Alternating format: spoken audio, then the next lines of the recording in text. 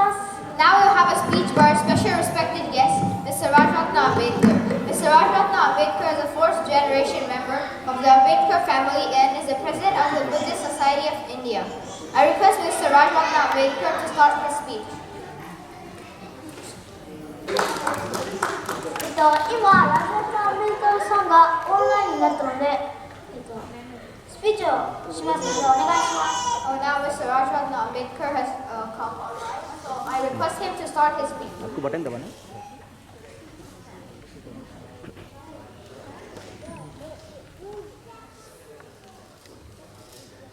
जय भीम एवरीवन, नमो बुद्धाय। जय भीम। जय भीम। जय भीम। सबसे पहले तो आप सभी लोगों को 66 धम्म दिवस के और धम्म चक्र प्रवर्तन दिन के ढेर सारी आप लोगों को बधाइयाँ। I will speak in Hindi so that I can keep my message very clear. This year you are celebrating in Japan Dr. Baba Saheb Ambedkar's Dhamma Diksha day. तो क्योंकि मेरे पास भी समय थोड़ा कम है, मुझे 4:30-5 बजे फिर निकलना है, तो मैं बहुत ही शॉर्ट में ये मैसेज देना चाहूँगा। देखिए, डॉक्टर बाबा साहब अम्बेडकर जी ने 14 अक्टूबर 1956 अशोका विजयदशमी के अवसर पर बाबा साहब अम्बेडकर जी ने बौद्ध धर्म की दीक्षा लेकर हमें एक अच्छा मार्ग बाबा साहब अम्बेडकर जी ने दिया। कुछ लोग हालांकि अब इंडिया में थोड़ी कंट्रोवर्सी चल रही है, कुछ लोग ये क्लेम कर रहे हैं कि बाबा साहब ने मजबूरी में बौद्ध धर्म अपनाया है। मैं इसी के ऊपर आप लोगों को थोड़ा सा बताना चाहता हूँ। जब बाबा साहब अम्बेडकर जी ने अपना 15 अक्टूबर 1956 का स्पीच किया, तब बाबा साहब को एक केसरी का पत्रकार था, उसने एक सवाल किया था कि बाबा साहब आपने 1935 में ये घोषणा की थी कि मैं हिंदू पैदा हुआ लेकिन मैं हिंदू मरूंगा नहीं, और आपने 1956 में ये बौद्ध धर्म अपना रहे हो, तो आपने इतना अवधि क्यों लिया, आपने इतना समय क्यों लगाया बौद्ध धर्म अपनाने के लिए? तो बाबा साहब का जवाब है, बाबा साहब कहते हैं, वो हालांकि वो पूरा राइटिंग एंड स्पीचेस मराठी में है, मराठी में बाबा साहब ने जवाब दिया। बाबा साहब कहते हैं कि धम्म का जो काम होता है या धम्माचा जो विषय है तो एवढा सोपा नहीं, वो इतना आसान नहीं है। मैं इतने सालों तक लोगों जो देश है, इस देश की जमीन तैयार कर रहा था। बाबा साहब कहते हैं, मी जमीन नांगरत होतो आणि आज मी ही धम्माची, बुद्ध धम्माची ही बी या जमिनीत पेरत आहे आणि माझी येणारी पिढी जी आहे ती या देशाला बौद्धमय करेल आणि त्या पद्धतीने हा धम्म वाढवेल। तो बाबा साहब अम्बेडकर जी ने जो मैसेज दिया है कि बाबा साहब अम्बेडकर जी ने क्योंकि धर्म का मामला इतना आसान नहीं है, बाबा साहब कहते हैं, मैं लोगों के जो मस्तिष्क है, जो माइंड है, उसे तैयार कर रहा था, उसे फर्टाइल बना रहा था, और ये फर्टाइल बनाने के बाद आज मैंने उसमें बुद्ध के धम्म के बीज है जो इसमें डाल दी है।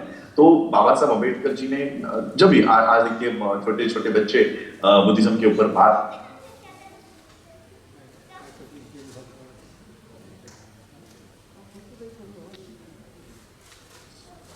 Hello, I thought I think it is disconnected. I am audible, I am visible. Yeah. Hello. तो बाबा साहब अम्बेडकर जी ने जब बाबा साहब अम्बेडकर एक स्टूडेंट हुआ करते थे, 10वीं में सीख रहे थे, 10वीं में की पढ़ाई कर रहे थे, और 10th पास होने के बाद केळुस्कर गुरुजी उनको हुआ करते थे, टीचर हुआ करते थे, जिनसे उन्हें प्रेरणा सिखाने का काम करते थे।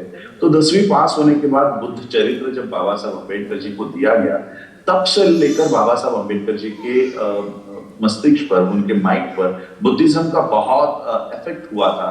और जब बाबा साहब अपनी पूरी पढ़ाई करके भारत में आए, तो हम देखते हैं कि वो महाड़ के 14 तालाब का आंदोलन होने दो, कालाराम मंदिर के प्रवेश का आंदोलन होने दो, बाबा साहब अम्बेडकर धीरे धीरे धीरे धीरे लोगों को बुद्धिज्म की ओर लेके जाते हैं।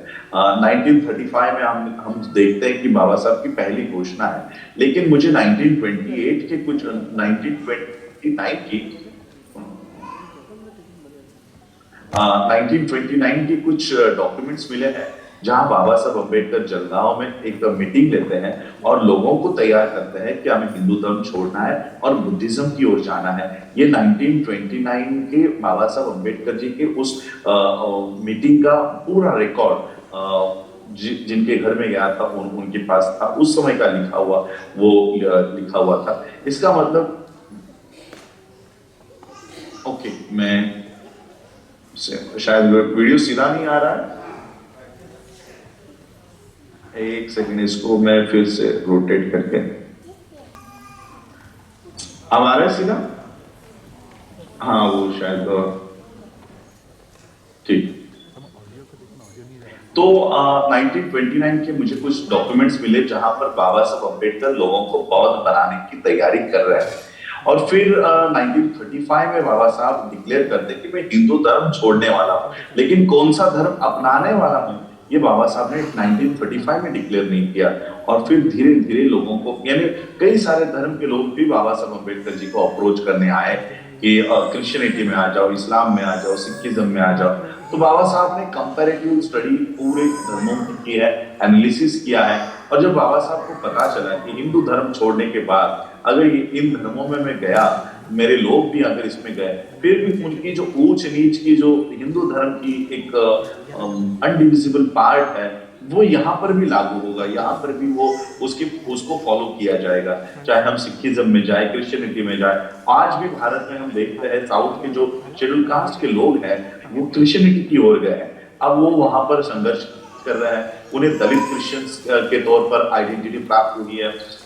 पंजाब में, नॉर्थ में कुछ लोग शेड्यूल कास्ट के सिखिज्म की ओर गए, अब वो लोग वहां संघर्ष कर रहे हैं, सिखिज्म ने उन्हें पूरी तरह से एक्सेप्ट नहीं किया, अब वो अपने आप को रविदासी कहकर एक नया धर्म बनाने की कोशिश कर रहे हैं। तो इसी तरह से इवन इस्लाम में जो लोग शेड्यूल कास्ट के लोग गए, आज वो कुरैशी है, पसमानदा है। इस तरह से जो जाति व्यवस्था है वो किसी भी धर्म में जाने के बाद भी वो खत्म नहीं हो रही थी, वो खत्म नहीं हो सकती थी। इसलिए बाबा साहब अम्बेडकर जी ने ऐसे धर्म को पुनर्जीवित करने का निर्णय लिया। भले ही वो धर्म बुद्ध का धर्म है वो भारत से लुप्त हो चुका हो, लेकिन उसमें जाति नहीं है, जाति व्यवस्था नहीं है, वहां हमारे साथ कोई डिस्क्रिमिनेट नहीं करेगा, जाति के भरोसे पर, जाति के अनुसार वो हमें ऊंच नीच नहीं मानेगा। इसलिए बाबा साहब ने उस लुप्त हो चुके धर्म को पुनर्जीवित करने का निर्णय लिया और 14 अक्टूबर 1956 अशोका विजयादशमी के अवसर पर बाबा साहब ने ये नागपुर की धरती से बाबा साहब अम्बेडकर जी ने इस धर्म को पुनर्जीवित किया। और वो पुनर्जीवित भी ऐसे जगह से किया, बाबा साहब कहते हैं कि ये जो नागपुर है, यहाँ से नाग नदी बहा करती थी और यहाँ के किनारे नाग लोग रहा करते थे, जिन्होंने बुद्ध के धर्म का प्रचार और प्रसार अफगानिस्तान तक जाकर किया है। ऐसे वो महान लोग उस नागपुर के धरती पर रहा करते थे और इसलिए बाबा साहब ने नागपुर को चुना। तो बाबा साहब अम्बेडकर जी ने इस धम्म को मेरे ख्याल से प्रज्वलित जो हो, प्रवीण जी हो, ये लोग राइटिंग स्पीचेस पर बहुत काम करते हैं। 15 अक्टूबर 1956 का स्पीच हमें बहुत माइन्यूटली और डिटेल में पढ़ना चाहिए, इसका एनालिसिस करना चाहिए कि एक धम्म में बाबा साहब अम्बेडकर हमें लेकर आ रहे हैं, एक नया धर्म है, हमें पता नहीं है क्या करना है, क्या चाली रीति है, कुछ हमें पता नहीं है। इसलिए बाबा साहब हमें एक छोटे बच्चे की तरह हमें समझा रहे हैं कि क्या करना चाहिए, इसमें क्या नहीं करना चाहिए, क्या हमें जातियां लेकर बुद्धिज्म में आना चाहिए, इसके ऊपर भी बाबा साहब अम्बेडकर जी ने बहुत माइन्यूटली हमें बताया है। आज जैसे महाराष्ट्र में, भारत में एक मूवमेंट चल रही है, Buddhist schedule caste movement. Buddhist schedule caste movement अगर हो तो ये गलत है। शेड्यूल कास्ट टू बुद्धिस्ट आप हो सकते हो, लेकिन बुद्धिस्ट होने के बाद आप शेड्यूल कास्ट कैसे बन के रह सकते हो मुझे नहीं पता चला, लेकिन शेड्यूल कास्ट का आदमी बुद्धिस्ट बन सकता है। यहाँ रिवर्स मूवमेंट चल रही है, बुद्धिस्ट टू शेड्यूल कास्ट। बाबा साहब अम्बेडकर कहते हैं कि जिस तरह से अलग अलग नदियां एक महासागर में आती है, एक समुद्र में आती है, तो कोई समुद्र में पड़ने के बाद, किसी नदी का विलय होने के बाद कोई अलग उस पानी को अलग अलग करके नहीं बता सकता कि ये गंगा का पानी है, ये जमुना का पानी है या किसी नदी का पानी है, कोई अलग नहीं कर सकता। इसी तरह से बुद्धिज्म में आओ और आते समय अपनी जातियों को बाहर रखो, जातियों को डिसॉल्व कर दो और सिर्फ बुद्धिस्ट आइडेंटिटी लेकर आओ। आज यहाँ पर इंडिया में एक बहुत बड़ा षड्यंत्र चल रहा है जो बुद्धिज्म को पिछले 2500 सालों से ब्राह्मणी व्यवस्था खत्म नहीं कर पाई थी, वो अब हमारे ही द्वारा खत्म की जा रही है। यानी अब नए सर्टिफिकेट्स बन रहे हैं, बुद्धिस्ट महार, बुद्धिस्ट चमार, बुद्धिस्ट मातम। तो इस तरह की जाति व्यवस्था अब बुद्धिज्म में देखने मिल रही है। कई लोग इसके ऊपर काम कर रहे हैं, प्रचार कर रहे हैं, शायद उनकी अज्ञानता हो कि गलती से वो ब्राह्मणिज्म का काम हमारे हाथों से ये लोग कर रहे हैं। तो बाबा साहब अम्बेडकर जी का जिनको स्पीच जिन्होंने पढ़ा है, उनका विजन क्लियर हो जाता है कि हमें जातियां इस धर्म में लेकर नहीं आनी है। कुछ लोग ये भी दावा करते हैं कि अगर जाति हम लोग खत्म कर दे तो हमें जातिगत जो आरक्षण है वो नहीं मिलेगा। तो इसके ऊपर हमारी पर्सनल राय लेने के बजाय बाबा साहब की क्या राय है वो हम लोगों को जाननी होगी। बाबा साहब अम्बेडकर कहते हैं कि जो स्कॉलरशिप्स है या जो आरक्षण है वो सूरज और चांद रहने तक हमें नहीं मिलने वाली। और बाबा साहब एक अच्छा उदाहरण देते हैं हमें कि किसी लड़की को अगर पता है कि उसका पति 2 दिन में, 4 दिन में, 1 महीने में, 2 महीने में मरने वाला है, तो उसके नाम का वो मंगलसूत्र क्यों गले में पहने। तो ये उदाहरण बाबा साहब ने हमें दिया है। जो स्कॉलरशिप, जो रिजर्वेशन एक ना एक दिन जाने वाला है, उस स्कॉलरशिप्स के लिए, उस रिजर्वेशन के लिए हम अपने गले में महार का मंगलसूत्र, चमार का मंगलसूत्र, मातम का मंगलसूत्र, ये टैग, यानी मंगलसूत्र का मतलब है ये टैग लेकर हम पूरा आयुष्य, पूरा जीवन क्यों बिताएं। आज मैं देखता हूं भारत में जितने भी लोग बुद्धिस्ट हुए हैं, जो बाबा साहब के नक्शे कदम पर चल रहे हैं, आज जैसे आप लोग जापान में, अगर हम बुद्धिज्म की ओर नहीं आते तो क्या हमारे विजन जापान जाने के होते। आज जितने भी शेड्यूल कास्ट के लोग मुझे ऑल ओवर वर्ल्ड दिखते हैं, ये कहीं ना कहीं बाबा साहब को फॉलो करते हैं, कहीं ना कहीं बुद्धिज्म को फॉलो करते हैं। इसीलिए तो वो बुद्धिज्म की और बाबा साहब की दोनों की मेन जो शिक्षा है वो है टीचिंग। टीचिंग हम लोगों को एजुकेशन, ये जो है एजुकेशन मेन थीम है। और इसलिए बाबा साहब अम्बेडकर जी के या तथागत बुद्ध के नक्शे कदम पर चलकर हम लोग अपने पीढ़ियों को एजुकेट कर रहे हैं, शिक्षा दे रहे हैं और उनको एक साइंटिफिक वे ऑफ लाइफ हम दे रहे हैं कि कोई ईश्वर इस धरती पर नहीं है, जो कुछ भी है वो हमारा माइंड है। और इसलिए उस माइंड को ट्रेन करना बहुत जरूरी है।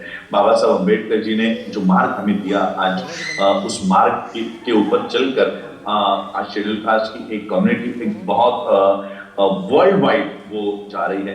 पर आज जापान जैसे देश में आप लोग बैठ रहे हो, वहां काम कर रहे हो, ये देखिए ये भी एक बुद्धिज्म का मूवमेंट है जो बाबा साहब अम्बेडकर जी ने खड़ा किया था। और मुझे लगता है एम और BAIE के माध्यम से आप वो बाबा साहब अम्बेडकर जी का विजन पूरा कर रहे हो।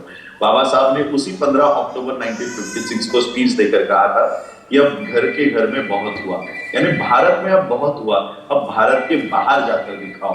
आज मैं वर्ल्ड फेलोशिप ऑफ बुद्धिस्ट के कॉन्फ्रेंसेस में जा रहा हूँ, सिर्फ 2 ही कॉन्फ्रेंसेस में अटेंड किया हूँ। 2018 की, 2020 की कॉन्फ्रेंस हो नहीं पाई कोरोना के चलते, और 22 की अभी मैं 17 तारीख से 22 तारीख तक वहीं पर था। अब ये 2 कॉन्फ्रेंसेस की वजह से मैं अब आज तो वर्ल्ड फेलोशिप ऑफ बुद्धिस्ट के स्टैंडिंग कमेटी का सेक्रेटरी पोस्ट पर भी हूँ। 128 बुद्धिस्ट कंट्रीज, जहाँ जापान से भी लोग आते हैं, चाइना से आते हैं, तो कई सारे बुद्धिस्ट कंट्रीज वहाँ आती है, हम उनसे मिल रहे हैं, विचारों का आदान प्रदान कर रहे हैं, भारत में हम कैसे बुद्धिज्म के लिए सर्वाइव कर रहे हैं, ये सारी बातें हम उनसे चर्चा करते हैं। और इसका नतीजा ये हुआ है, आज चाहे ताइवान हो, कोरिया हो, जापान में तो हम पिछले बार भी आए थे, तो इन देशों से हमने अच्छे टाइप्स बना लिए हैं। थाईलैंड है, श्रीलंका है, ऑस्ट्रेलिया, हालांकि ऑस्ट्रेलिया एक क्रिश्चियन बुद्धिस्ट कंट्री नहीं है, फिर भी ऑस्ट्रेलिया के बुद्धिस्ट भी हमसे जुड़े हुए हैं। तो कई सारे देशों के बुद्धिस्टों से हम मिले, उनसे जुड़े हैं। और इंडिया में जैसे आपके एम्स एंड ऑब्जेक्टिव्स में देख रहा था, तो वही काम हम इंडिया में कर रहे हैं कि आज भारत के, आज आप लोग जापान के बाहर धम्म दीक्षा दिन मना रहे हो। बाबा साहब अम्बेडकर जी का धम्म जिस दिन हम लोगों ने एक्सेप्ट किया, वो दिन आप सेलिब्रेट कर रहे हो। लेकिन ये सेलिब्रेशन करके नहीं चलेगा, सिर्फ 1 दिन या 2 दिन हम लोग अपने महापुरुषों की जयंती बनाकर नहीं चलेगा। हमारे कई सारे बच्चे आज भी ब्राह्मणीवादी व्यवस्था की शिक्षा वो प्राप्त कर रहा है। यानी स्कूल में जाते हैं तो सबसे पहले उन्हें पढ़ाया जाता है गुरु ब्रह्मा गुरु विष्णु गुरु देवो महेश्वरा। और इसलिए हम बौद्धों को क्योंकि आज आप भी बुद्धिस्ट, हम बुद्धिस्ट, एक बुद्धिस्ट मूवमेंट जो बाबा साहब ने दी है 1954 के वर्ल्ड फिलिप्स फॉर बुद्धिस्ट के कॉन्फ्रेंस में, जो बाबा साहब ने मेमोरेंडम रखा हुआ है, उस मेमोरेंडम के ऊपर हमें काम करने की जरूरत है। और वो मेमोरेंडम क्या है कि हम बुद्धिस्टों की एक खुद की एजुकेशन की व्यवस्था हो और हमारा एजुकेशन हमारे हाथ में हो, वरना हमारा एजुकेशन अगर ब्राह्मणों के हाथ में रहा तो वो हमारे बच्चों को भी हिंदुइज्म में लेकर चले जाएंगे। यानी बच्चे हम पैदा कर रहे हैं, उनको शिक्षा देकर वो ब्राह्मणिकल सिस्टम के साथ खड़े कर रहे हैं, वो बुद्धिज्म सिस्टम के साथ नहीं खड़े कर रहे। इसलिए एक यूनिवर्सिटी हम लोगों ने नागपुर में ही कामठी रोड पे ही हमने 60 एकड़ लैंड लेकर वहां पर बुद्धिस्ट यूनिवर्सिटीज का डेवलपमेंट का काम हम लोग कर रहे हैं। हालांकि वो बहुत एक बड़ा विजन और बड़ा प्रोजेक्ट है।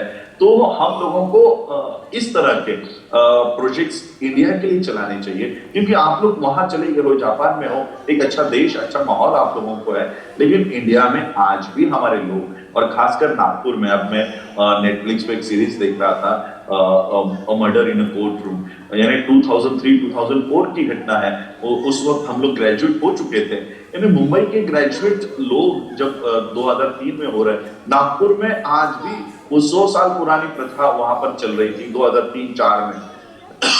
तो कहीं ना कहीं हमारे लोगों के लिए एक खुद की बुद्धिस्ट व्यवस्था हम लोगों को खड़ी करनी होगी।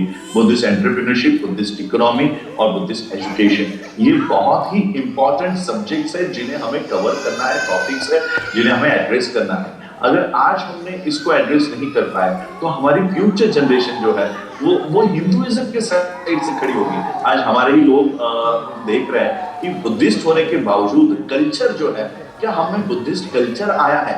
हमें बुद्धिस्ट कल्चर नहीं आया है। हमारे घरों में बुद्धा की स्टैच्यूज तो आ गई, लेकिन बुद्धिस्ट कल्चर हमारे घरों में अब तक नहीं आ पाया है। और ये कल्चर तब तक नहीं आएगा जब तक हमारी सिस्टम नहीं होगी, education system, economical system, health system, ये कम से कम बुद्धिस्टों को अपनी बना लेनी चाहिए। तो आज के दिन मैं, क्योंकि आप लोगों का भी समय में ज्यादा नहीं लेना चाहता, तो ये सारी चीजें हम लोगों को काम करने की बहुत जरूरत है।